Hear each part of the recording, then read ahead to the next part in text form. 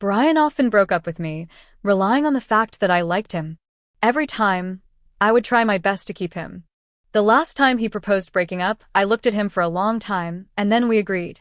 After 5 years, he finally exhausted my love for him. The day Brian broke up with me was actually because of a trivial matter. His childhood sweetheart Diana had a birthday, and she happened to have returned from studying in the United States. So Brian and a group of his friends made an appointment to get together to celebrate Diana's birthday and to welcome her. But Brian forgot to tell me about this that day. Before I left, I had already prepared dinner. It was his favorite soup, which had been boiling for several hours. I asked him to drink some soup before leaving. While changing his shoes at the entrance, he casually replied to me, "It's too late, I'll leave first." When he put on his shoes and was about to go out, I stopped him. He turned around. The black marble wall behind him made him look handsome and tall, with a somewhat anxious expression on his face. I brought the soup over, held his wrist, and said, "You got up late, your stomach is empty. You're going to drink later.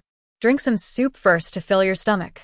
He clicked his tongue irritably and said, "Can you stop being so nosy?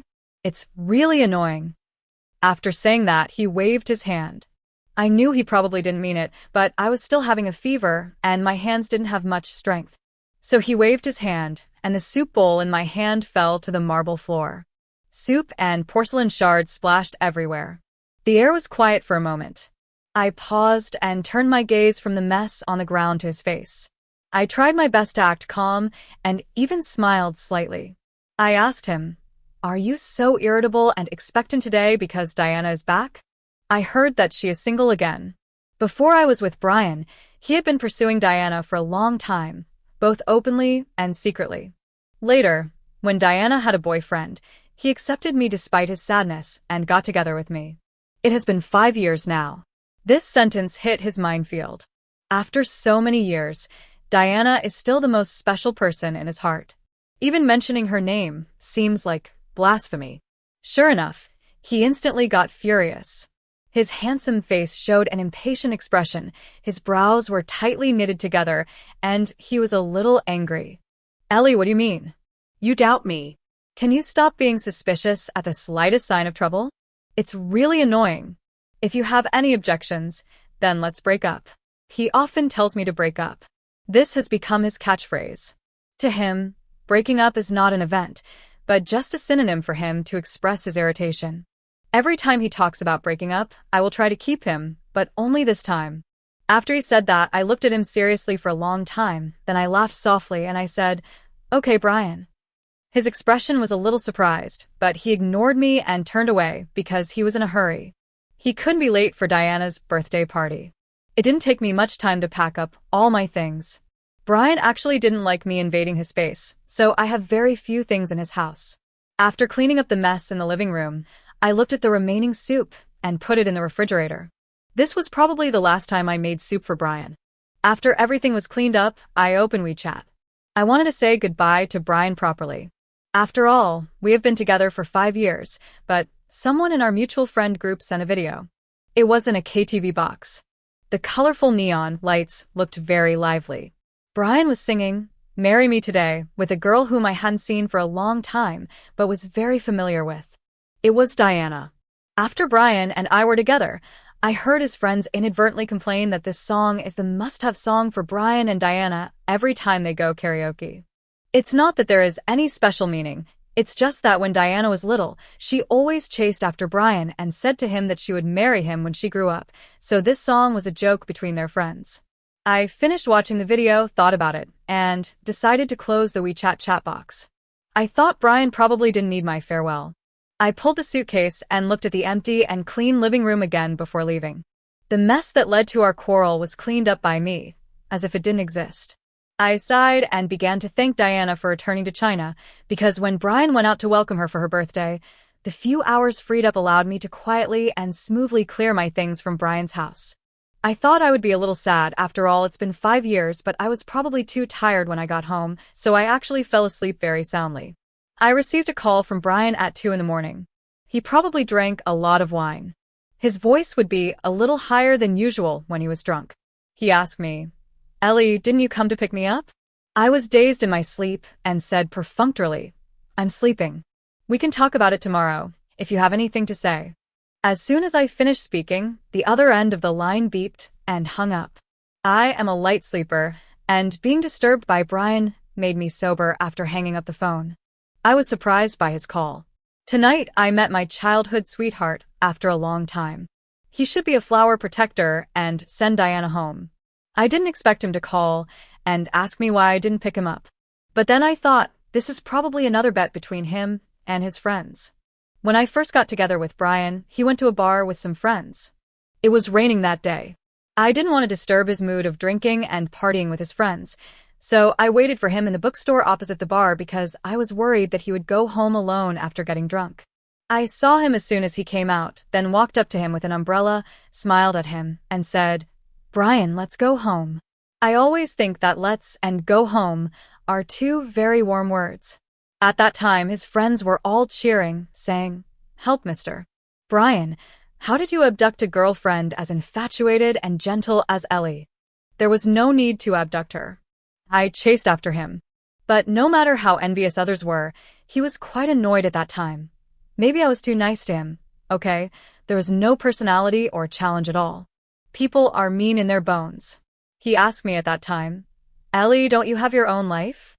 I was actually very busy at work. I had just been invited to hold my own solo exhibition at that time. Apart from the time for creation, almost all of my time and energy were on him. I remember I smiled at him and said, "You are also my life." At that time, I felt that this was my silent confession to him in the long years. Now think about it. He must be very annoyed. Later, one time I was painting at the door of the bar while waiting for him to come out and go home together. When he came out and saw me, he smiled as expected. Then his friends gave him $100 each and said, "You won the bet again." Brian made a bet with them that I would definitely pick him up. I guess he lost the bet this time, so he called me in a rage. I got up from the bed and poured a glass of water. When I finished drinking it and went into the bedroom, I received another call from Brian. There were several missed calls. I was a little surprised when I answered the phone. I asked, "What's wrong?" There was a pause on the other end. There was no emotion in his voice. He asked, "Ellie, I'm back. Where are your things?" He actually noticed that I cleared my things out of his house. I thought it would take him at least some time to find out. I patiently reminded him in a soft voice, "Brian, you forgot that we broke up. You said it yourself 7 hours ago, and I agreed." He was silent on the other end of the phone. Just when I thought the call was disconnected, he suddenly said angrily, "Okay, don't come back and beg me to get back together." Brian doesn't understand. I won't get back together with him. It's very strange. In the 5 years I have been with him, I have never felt disappointed or tired of this relationship, and I have never thought about leaving. But now that I have left, I am not sad. Io said that my love for Brian is the money he has in the bank. She was sitting on the sofa with her legs crossed, eating potato chips, with the image of a wise man. She said, "Ellie, your love for Brian is like the money he has in his bank card. He has been overdrawn and has not deposited any money into it, so now the account is in deficit." It's a very interesting metaphor. I think my love for Brian is already in a state of deficit. Io asked me what I would do next. I shrugged and said, "Work." The venue and investment for my personal theme exhibition have been negotiated. I need to spend about a year to travel around the world and use my brush to capture the most beautiful scenes, I think. The first stop is the Red Wine River in Spain. Because the source of this river contains pyrite and copper mines, the entire river has the color of red wine.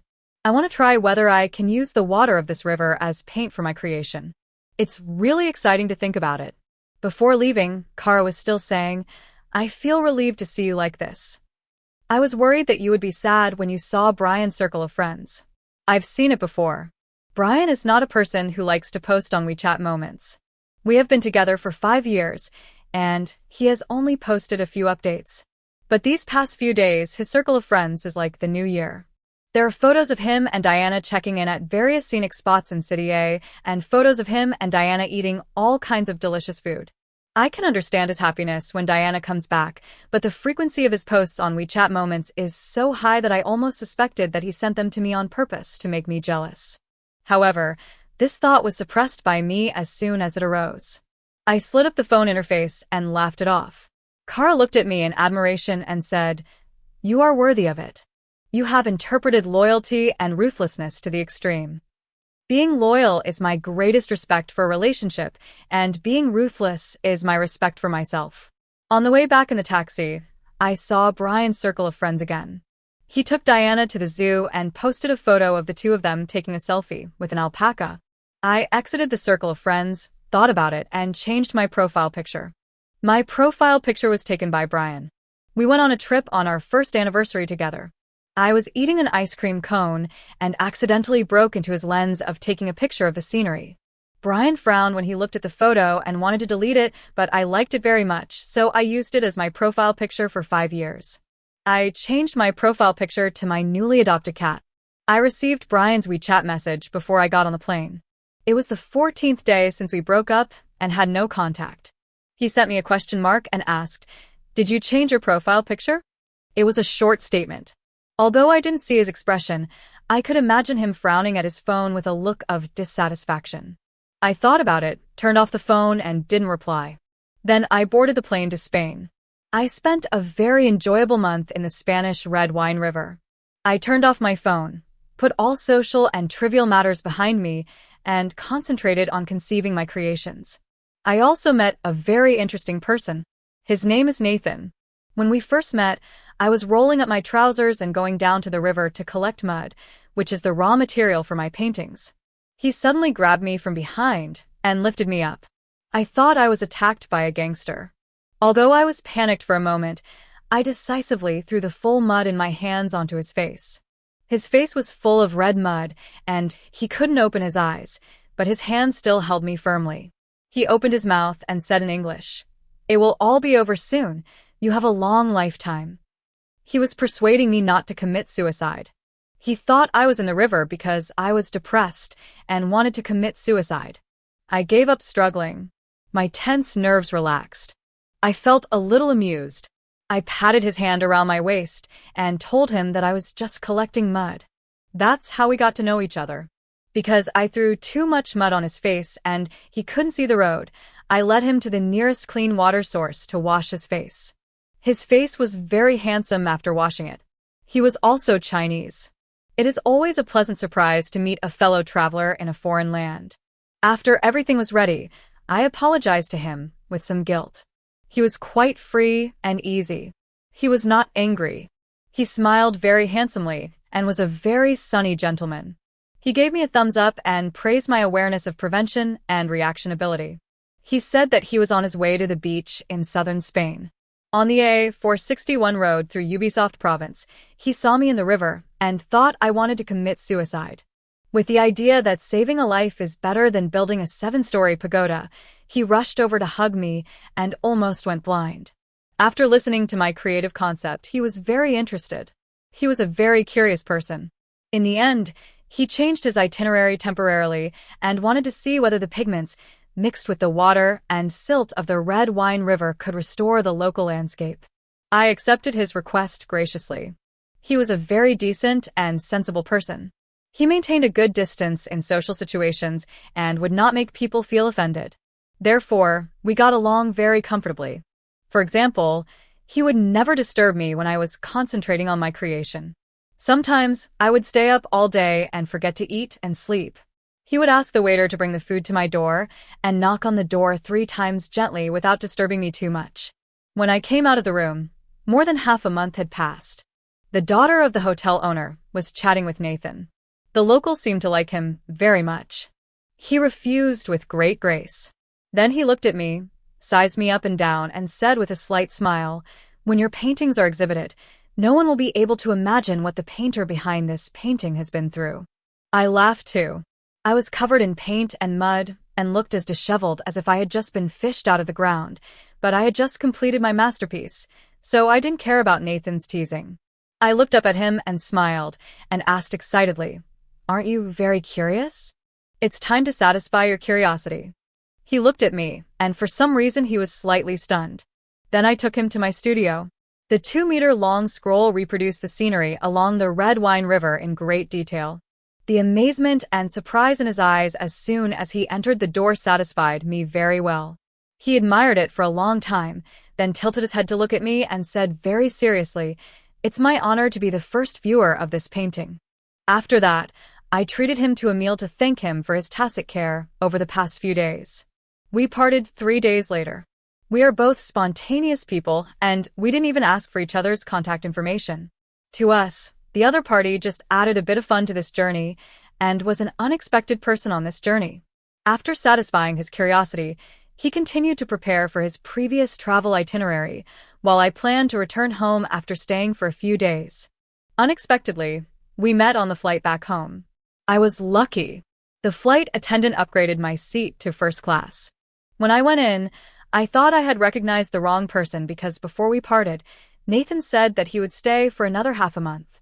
Nathan was also slightly stunned when he saw me, then shrugged at me helplessly and said that there was a rebellion at home in the company, and he had to go back to take charge of the situation. I couldn't help but smile. It was 2 o'clock in the morning when we landed in Beijing. Nathan's driver was waiting outside the airport. He asked me very gentlemanly if it was not offensive, he would take me home first. I thought about it, thanked him without being pretentious, and then accepted it. The car stopped downstairs of my house. I got out of the car and thanked Nathan. Because I had too much luggage, he got out of the car very gracefully and asked if he needed help to take me to the elevator. When I was hesitating, someone suddenly called me from the shadows next to the flower bed in the green belt. "Ellie," it was Brian. I couldn't tell whether he was happy or angry from his tone. I turned my head, and most of him was shrouded in shadows. He slowly walked into the brightly lit place. I hadn't seen him for more than a month. He had lost a lot of weight. His gaze shifted from Nathan to my face, and then he sneered. He said, "I thought about why you broke up with me, but it turns out you cheated on me." I tried my best to stay calm, and first thanked and said goodbye to Nathan. He and I were just strangers, but I was very grateful for his care. He was also considerate. He glanced at Brian and asked me if I needed help. After I shook my head, he left politely and decently, leaving me space to handle things alone. Brian stared at me, almost ferociously, as if he was a stray cat about to be abandoned. The fierceness in his eyes was just to cover up his panic. He asked me, "Did you break up with me because you changed your mind?" I don't know why I felt a little tired, probably because of the backlash of accommodating his emotions over the years. He is always polite, decent, and distant to others, but he always treats me as if it's a matter of course, and he's superior. I'm really fed up with it, but I still try my best to calm down and patiently explain, "Brian, you are the one who suggested we break up. Nathan and I are just strangers who met by chance in Spain. You can't do this again." I thought about it, but couldn't find the words. My tone probably surprised Brian a little. He was stunned. A trace of hurt flashed across his eyes. Then, after a long time, he suddenly spoke in a very soft tone. This was probably the first time he showed weakness to me in the 5 years I had been with him. He said, "I heard from Kara that you would be back tonight. I have been waiting since 6 in the afternoon until now. Ellie, you didn't reply to my WeChat." After a pause, he asked, "Have you thought of me in the more than 1 month since we separated?" I didn't expect him to ask such a question. I was slightly stunned, but when I thought back to the past month, I only felt the satisfaction of creation. I never thought of Brian once. I could only remain silent. He stared at me intently under the streetlight, as if he wanted to see into my heart through my expression. After a long while, he suddenly laughed at himself and said to himself, "I don't believe it." Brian had the confidence to disbelieve. I have liked him for a long, long time, probably too long. Now I can't remember the motivation for being attracted to him in the first place, as if the affection and feelings for him have been obliterated over the years. The subsequent indulgence and care were just the inertia of the residual warmth of my love for him for so many years. I know he has always liked his childhood sweetheart Diana. He gave up on the night Diana went abroad with a teacher from school. I don't know if young people's love is always so brave and fearless. He chased to the airport alone that night, and then watched that teacher holding Diana's hand, and the two of them walked into the boarding gate talking and laughing. He sat in the airport until night fell. The bright neon lights were dazzling, illuminating his sadness. After a long time, He stood up and walked out of the airport. At that time, I was worried about him, so I kept following him. At that time, he vented all his anger and sadness on me and asked me, "Are you following me to make a fool of yourself? Get out of here." I stood about 50 meters behind him and said quietly, "I'm just worried about you." He walked back to the dormitory from the airport that day. It took him a whole night to walk more than 10 kilometers. That was probably his most embarrassed night. I followed him silently and walked with him all night. In the morning, he walked downstairs of the dormitory. I don't know why he turned around and asked me, "Do you really like me? Let's be together." I was stunned and then laughed. It has been 5 years since we have been together that day. Kara once said that I am a dog licker, but I'm actually just being willful and following my heart. Life is only a few decades long. I just want to follow my heart and do what I want to do. When Brian asked me if we wanted to be together, I asked myself for questions in my heart during the dozen seconds I was stunned. Do you know that Brian likes someone else? I know. Do you know that Brian doesn't like you? I know. Will you regret it if you reject Brian? Yes. Do you want him? I do. The answer is so simple. It's just like the saying that a forced melon is not sweet. But how can you tell if it's sweet if you don't eat it? I know what I'm doing calmly and rationally. It was like this when I was with him 5 years ago, and it was also like this when we broke up 5 years later. I got what I wanted. Compared with those who have never been with the person they like, I don't know if I am lucky or unfortunate, but fortunately, I can take it and let it go. I let Brian go. Brian was still standing in front of me, his tall body blocking the street light tightly. He leaned over and looked down at me as if he had to find the sadness of pretending to be strong on my face. I don't know why, but I suddenly asked, "Brian, do you still remember the first time you broke up with me?" He probably didn't expect that I would ask him this question, so he was stunned. The first time he broke up with me, we mentioned it on WeChat when we had been together for about 3 months, but he forgot about it after that. Then he and his friends formed a group to go to Tibet for 7 days. I was waiting for him downstairs of his dormitory on the day he came back. It was raining that day, so my hair and clothes were wet, and I had a fever. He was shocked to see me and asked, "Why are you here?" I was actually quite sad at the time, but I still smiled at him. He must have been soft-hearted at that time, and his heart didn't matter who he was with, because Diana had also died. So we got back together. I asked him, "Brian, when we broke up for the first time and you went to Tibet, did you ever think of me at any moment?" I sighed and said, "You and I were in the same state back then." His face became gloomier as I spoke. Finally, he took a few steps back and turned away. In his opinion, he had already given me enough face and a step by condescending to come to see me tonight. I actually refused his face, which was a bit ungrateful. It was right for him to be angry. Kara was surprised when she knew Brian came to see me and asked me, "Did Mr. Brian find out that he had fallen deeply in love with you after losing you?" I smiled and said, "Rather than saying he likes me, it's more like possessiveness at work."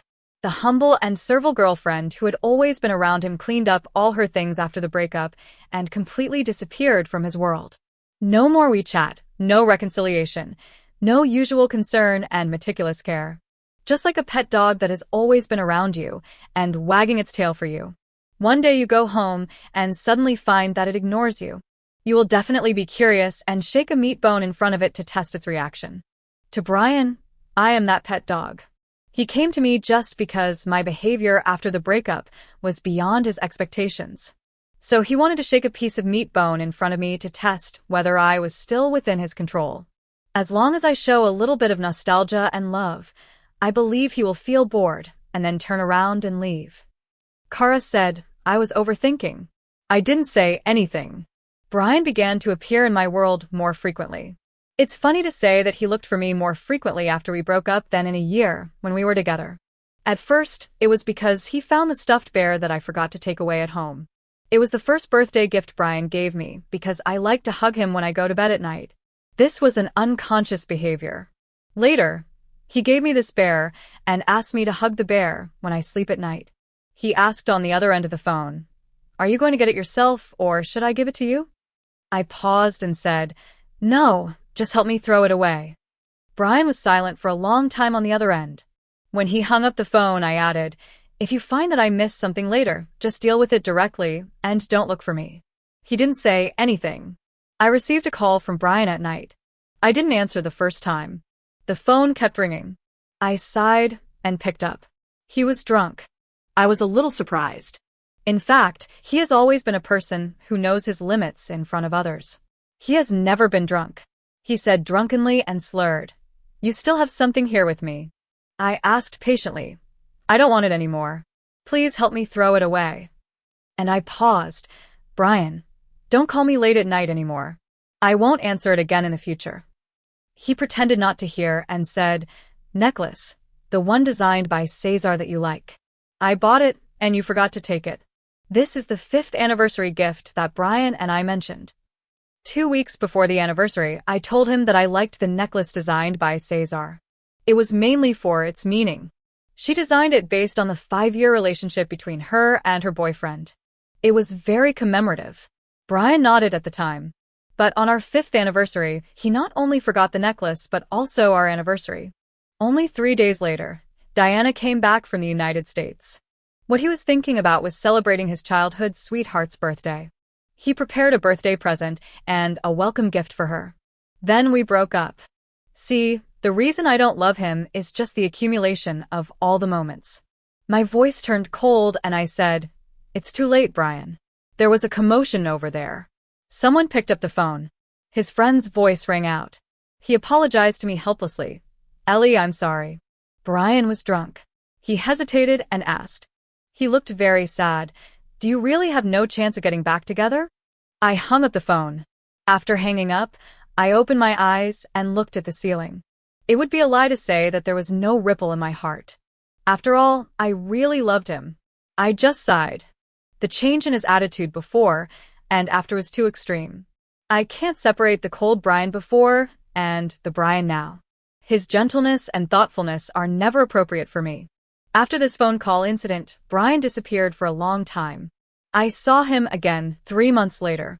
We broke up in early summer, and it was late autumn in the blink of an eye.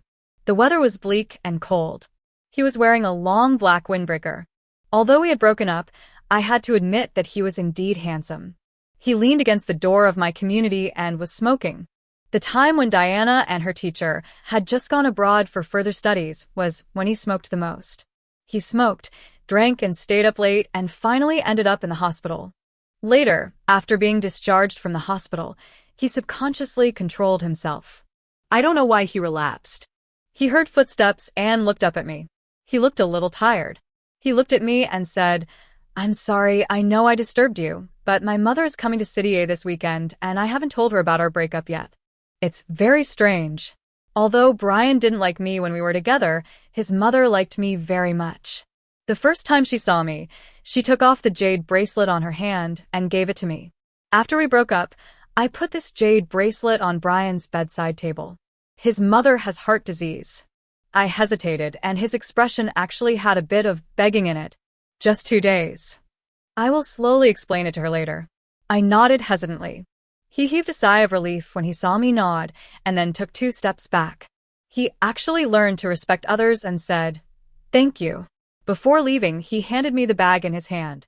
"It's getting colder in autumn. You have to protect your throat in advance. This is an old problem of mine. My throat often gets inflamed repeatedly when autumn turns to winter. Every year, Brian asks his friends to buy me a kind of health product from Australia. As long as I take it in advance for prevention, it will be fine." I didn't expect that he actually remembered it. I held the bag and watched his back as he left. Suddenly, I felt subtle and mixed feelings. Brian's mother left after 2 days. In order to avoid being discovered, I moved some of my things to Brian's house.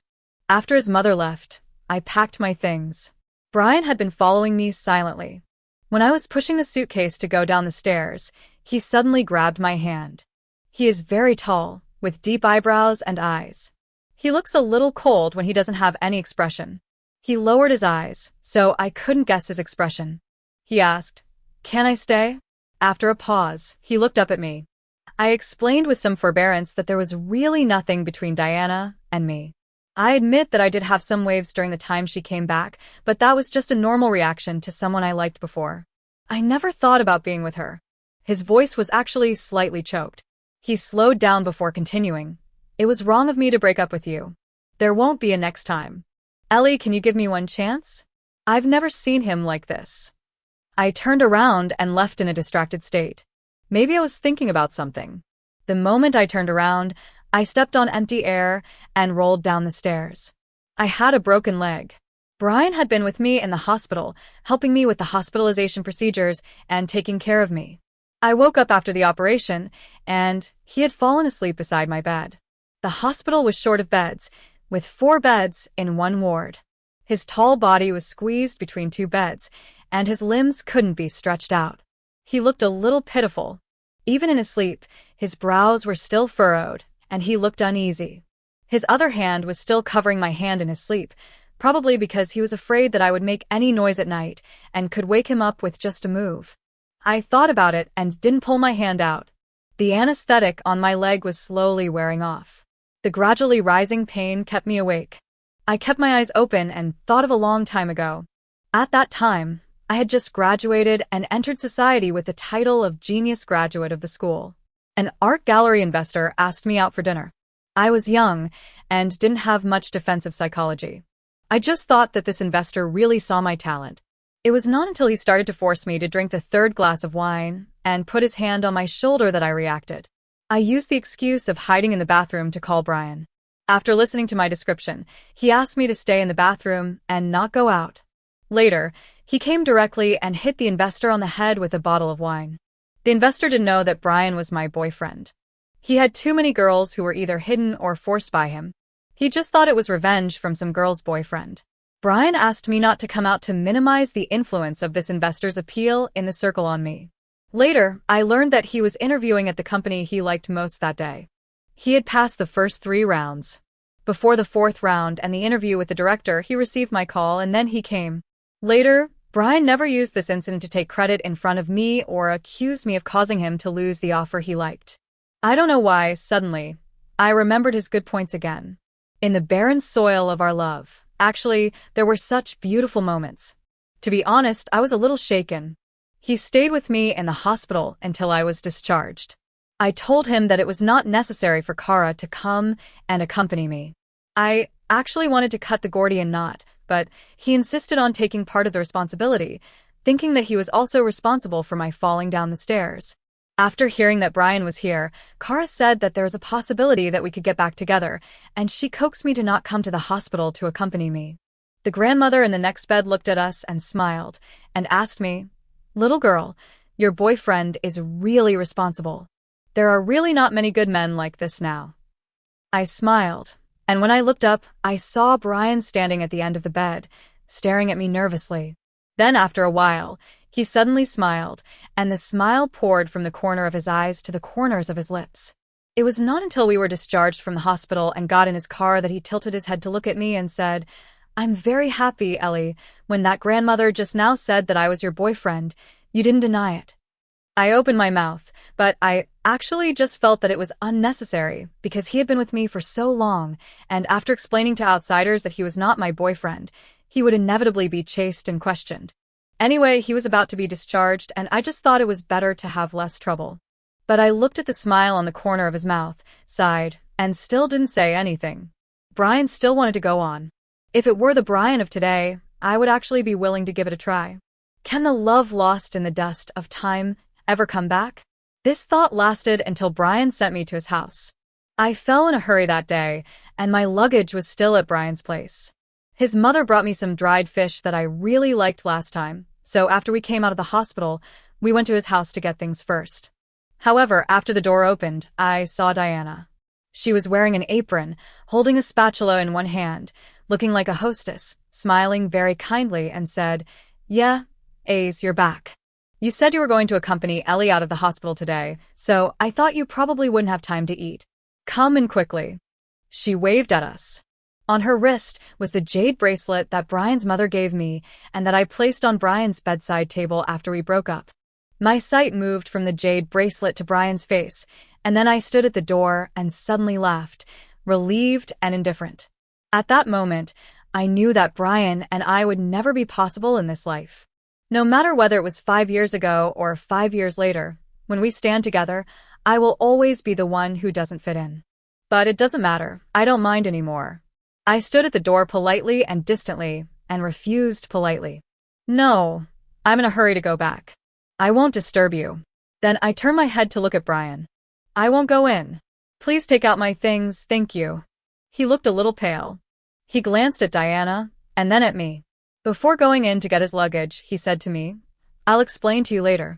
I didn't say anything. After he entered the door, the smile on Diana's face gradually subsided. She stared at me with unkind eyes as if she was an intruder. Her smile was like a poisonous snake. You won't let me lose money, will you? I raised my eyebrows in confusion. She smiled and explained. The day I returned to China, they said that you broke up with A's. A's and his friends said that within 3 months, you would come back on your knees. Later, the bet was extended to half a year. A's and his friends all bet that you would come back. Only I bet that you wouldn't. She asked me word by word, You won't let me lose money, will you? I looked at her and didn't answer. I just said lightly, I don't know whether you will lose money or not. I only know that Brian's friends should have won money. Your teacher abandoned you in the United States. When you had to come back, his friends were all betting whether you would find Brian to take over like a green tea. I smiled, looked at her pale face and said, Now it seems that all his friends have won. Brian just pushed out the luggage and I took it and smiled. Thank you, no need to see me off. Kara is here to pick me up, so I won't bother you anymore. At the very end, I looked at Brian and smiled with relief, and I said, Brian, if you want me to keep a good impression of you in my memory, please don't contact me again. This was the last sentence I said to him, and the last time I saw him, and it was also the last good thing he did for me. 2 years later, I saw Nathan at the art exhibition. He stopped in front of my painting of Red River wine. I walked over to him and looked at it with him. We hadn't seen each other for 2 years. We didn't exchange polite greetings, as if we were friends who had known each other for many years. He tilted his head, looked at me, and smiled. I saw the news about your exhibition, so I came. It was as good as I imagined. After a pause, he smiled and asked, After the exhibition, can I invite this painter to have a meal together? I smiled back and said, Of course. Time flies, the seasons change, the sun sets and the moon appears, spring passes, and there are summer, autumn, and winter. Life is so long, with many sceneries. You have to slowly learn it yourself. As for the future, you will only know the answer after you have done it.